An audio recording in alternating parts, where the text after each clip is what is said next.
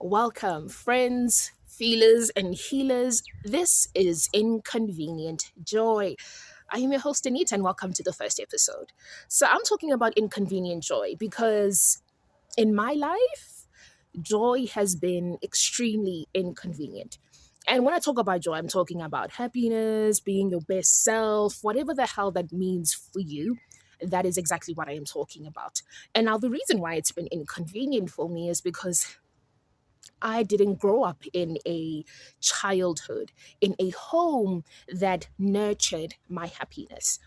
And when you grow up with adults who don't take care of their shit and you are made to clean that shit for you, that is a whole spiritual, psychological, emotional, even financial journey that you have to go through, that you almost have to overcome. And it's taken me years. It's taken me 10 years to get out of this motherfucking funk, to finally see myself at the other side of it and believe that I'm deserving of chasing my dreams and being the person that I've always known that I wanted to be. It's taken a long time to heal from that. What did I go through?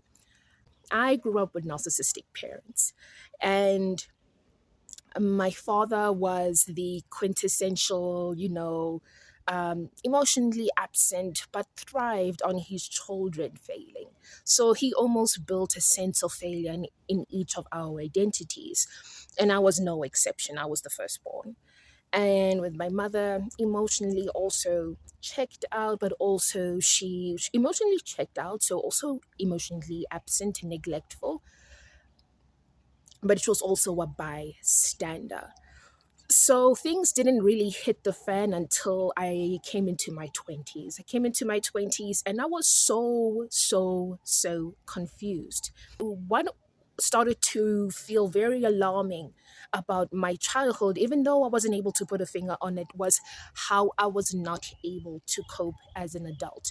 I struggled with certain milestones. When people are dating, I'm terrified of intimacy. When people are graduating, I'm starting late. And I don't mean to compare myself from an unhealthy place, but it was important at the time because I didn't necessarily know what was normal. But I saw people moving forward with their lives. They seemingly moved forward and they were coping with their adulthood normally. And I was really struggling. And the thing is, I didn't know why. I had completely blamed myself for why I was the way I was, why I was experiencing certain experiences. Thought I was deserving of pain. I thought lonely of myself. I wanted to be close to people, but I had no idea how to be. I found myself constantly sabotaging. I found myself having really destructive thoughts. It was just a really painful experience to be in my body, and I didn't know why. And COVID hit, and in COVID, we are with our families, and that is when it kind of reached its peak. It wasn't until 2023 when I thought that the breakdown, I thought my rock bottom was in 2020, but it actually happened in 2023. Well, another layer happened in 2023. I had reached another rock bottom. I had no idea why I wasn't able to get myself out of this loop, why financially I felt extremely blocked, why I wasn't getting jobs, why, again, everyone was moving forward and I was still in the same place. It was infuriating. It was infuriating because, again, when you grow up with dysfunctional people, they associate your worth with what you can do for them and not who you are. So it was difficult for me to surrender. It was difficult for me to even acknowledge that what was happening was good for me. But it felt too painful to stand still. It felt too painful to surrender. It felt too painful to even question that life could be different than what I was already told. But 2023 had hit, and then I was recommended a YouTube video from my sister, and it was a video by Patrick Teehan, who basically helps adult children from dysfunctional families, and he recommended three books, and those three books changed my entire life. But it didn't change immediately, and I'm not going to lie about that. It didn't change immediately, at least not physically, but life has to change internally before it change externally. But it was so important for me to understand what had happened in my past so I could even understand the reason why I was experiencing my current reality in such destructive ways. When you are experiencing life and experiencing the same thing over and over and over and over again, it is not a lack of effort on your part. More than anything, it's because you are not aware. The reason why you're confused is because you're not completely aware of your reality. And when you grow up in a dysfunctional family, when you grow up with around wounded adults, they alter your reality. So, in order for me to have even moved forward, for me to even be here in front of you, for me to even do the work, it meant that I had to go back and fulfill my needs, grieve a childhood that I never had, parents that I never had, parents I was never going to have, because that's important. The inner child always wants to hold on and hope that these parents, our parents, will always come for us eventually. They will love us the way that we always wanted them to love us. But it's important that we also ground ourselves, our emotional self, which is basically the inner child, into reality. That these people are not only incapable of loving you, they are extremely wounded. They do not have the capacity. And it has nothing to do with you, the child, the inner child, and more to do with their internal, their own responsibility of the self. Everyone is responsible for themselves. And when they don't take responsibility, it is not your job or your obligation to do something about it, to change their reality, to free them from their pain, especially when you are so willing to free yourself from the cycle in the first place. So it took a while. It took a damn while. But a lot of the battle that I had experienced was not only, the confusion of, experiencing the childhood trauma that I had experienced, but it was also wanted to take lead in my life. I had no idea that my independence, that my happiness was so threatening, and it confused me as a child. I really didn't think that being happy was a terrible thing, that being independent was a terrible thing, that being self-sufficient was a terrible thing. But I look back in my life and I saw that every time I had exercised independence, and every time I had made a decision for myself and it turned out well, or even didn't even turn out well, because again, you're allowed to make mistakes. When I made those decisions for myself, that was the moment that my parents kind of like creeped in and told me that I was incapable, that I wasn't strong enough, that I wasn't smart enough, that I couldn't do the things that I thought I could do for myself. Now, this happened for a long, long time. It happened before I was even conscious. I had no idea this was even happening to me as a child. And so the older I became and the more I wanted to make moves and kind of be my own person, the more the fights, the conflict, the resistance became even louder. It became even louder to a point it actually reached a climax. I didn't want to go back to school. I didn't feel that that was a path that was for me. Dad was forcing me to go back and to continue my studies, but it didn't feel right. A lot of the things that I was told didn't feel right. At the time, I didn't know what it was, but it just didn't feel right. All I knew was that I wanted to live my life, and that if I am earning money, I'm earning money because I am doing what I love, not because you are telling me that I should do something, not because I should live a particular way or because a certain path is safe and therefore I'll be safe in it. At that point, after all that healing that I had done after 2023, it had reached a point where I said, I want to live for myself. I want to do the things my own way. And it got to a point where, as I said those things for myself, I had declared it to my father at the time. And what happened, and the moment I declared it, he turned red. He turned red and started swinging his fists towards me. And I was extremely startled. First of all, I want to point out that that nigga never touched me because I'm not good, you know. Uh huh, uh huh, uh huh. A bitch don't exercise for nothing.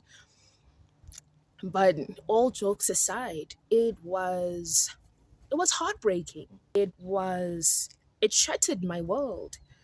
And it was in that moment that I realized that this man doesn't want me to be happy. This man does not want me to thrive. He does not want me to be successful.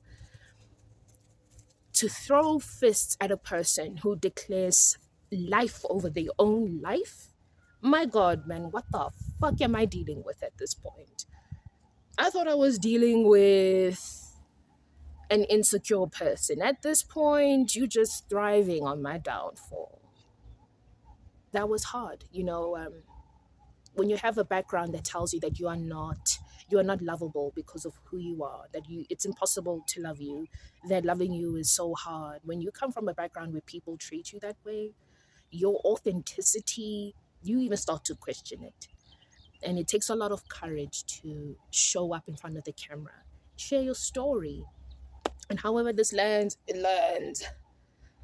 All I know, all I am saying is that I am with you wherever you are in your journey. Your authenticity matters, your story matters, your voice matters. It was from that moment on that the truth became really clear to me. That my joy, my happiness was never encouraged, and it will never be. Now the problem with experiencing complex PTSD, the problem with experiencing complex PTSD is that children always internalize the abuse or the mistreatment that they are facing. When you decide to reparent yourself, it's important that the inner child knows the difference between healthy and unhealthy behavior. And also they also know the line in which what are they responsible of and what they're not responsible of.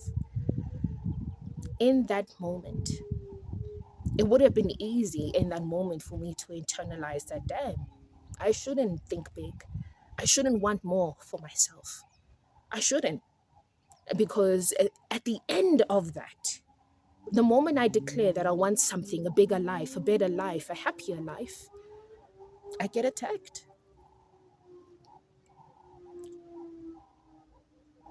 And when it's internalized, it almost warrants that kind of response. We almost think that the inner child believes that they are deserving of that kind of treatment. That, oh, I did too much. It's my fault. I deserved that kind of response. And in that moment, I declared to myself and to my inner child that as painful as this is, you are not responsible for a grown man's reactions. And that I deserve to live a beautiful, wonderful, adventurous life, even if it threatens him and even if it means losing him. So, this is why I created Inconvenient Joy. Because for a lot of us who do not come from environments that celebrate our being, that encourage us, that delights in our happiness, we have to fight, we have to crawl. And it also requires us to lose even our old selves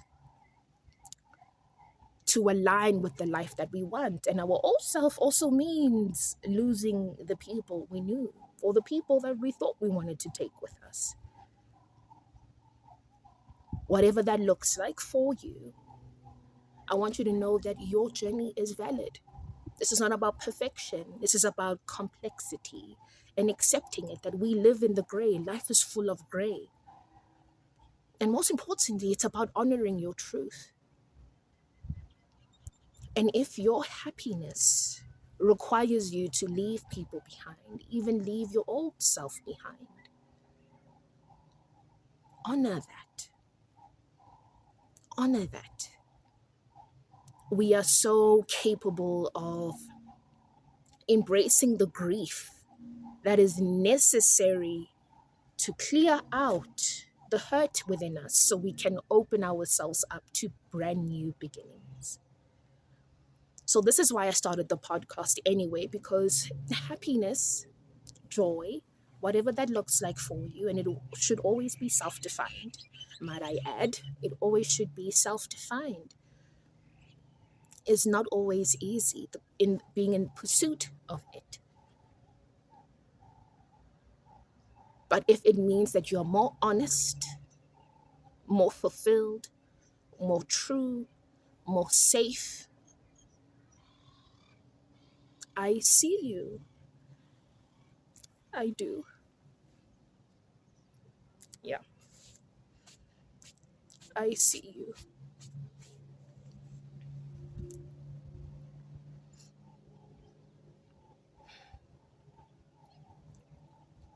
So, I'll be sharing stories about that in my life, what I've witnessed, even things I have learned along the way. But this is not just about me, this is a conversation. So please share your stories in all the ways you even had to fight for your happiness. And I'll be the first person to let you know that it was worth it. That your peace and your happiness and your fulfillment was worth it. Even as tough, complex, icky, messy, no matter how many times you had to start over, it was worth it. I hope that you can find a very safe space with me as we talk and we get to know one another. So, write down in the comments below. And if you don't feel safe there, you can email me and you'll find my contacts in the description below. And I want to conclude this episode. I want to conclude the first episode of Inconvenient Joy. Thank you for holding space for this, for the story, for my story. Thank you for your time and your energy. Until next time, take care of the parts of yourself that are still becoming. I love you, and I will see you. Bye.